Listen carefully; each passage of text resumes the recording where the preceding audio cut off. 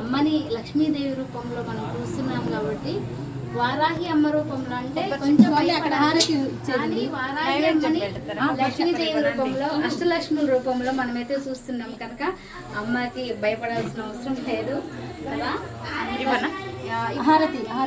ప్రతి అమ్మ కూడా ఒక కూతురులాగా గిన్నె ఉంటుంది అక్కడ వాళ్ళే కూతురులాగా అమ్మలాగా వస్తున్నారు కనుక భయపడాల్సినంత అమ్మ దగ్గరికి రండి. అమ్మ చూడ చక్కని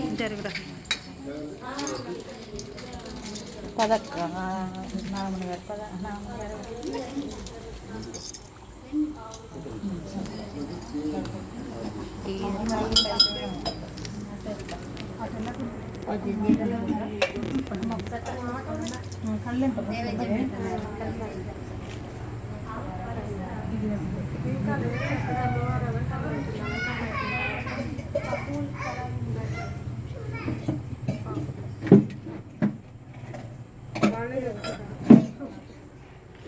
మమ్మీ గంట నేను కొడతాను.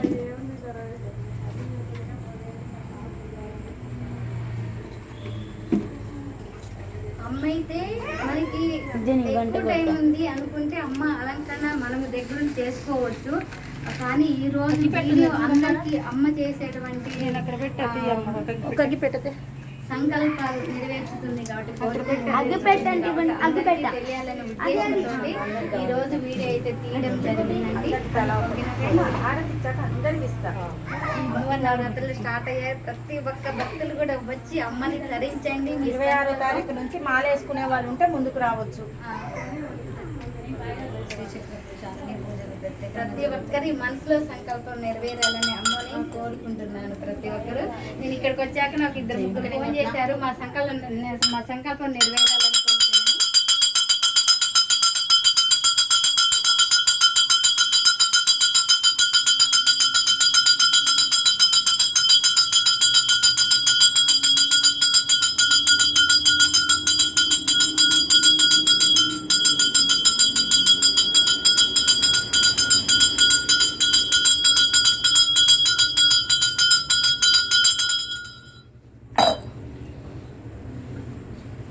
అందరూ పొట్టులు చల్లి అమ్మని అడుక్కోండి.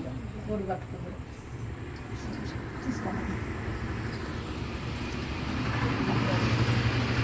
చాలా కొన్ని పూలు అమ్మ అందరికి ఇద్ది గాలి వస్తుంది. కొంచెం తొందరగా ముందుకు వచ్చి తొందరగా తీసుకున్న వాళ్ళు పక్కకి వెళ్ళిపోవాలి.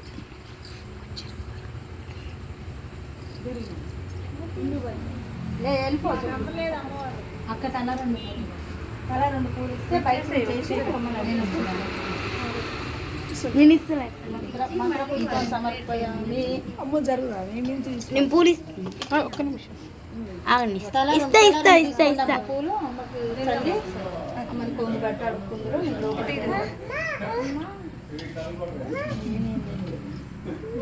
అయిపోయింది ఆరతి. అమ్మ పూలు ఇవ్వండి నాకు.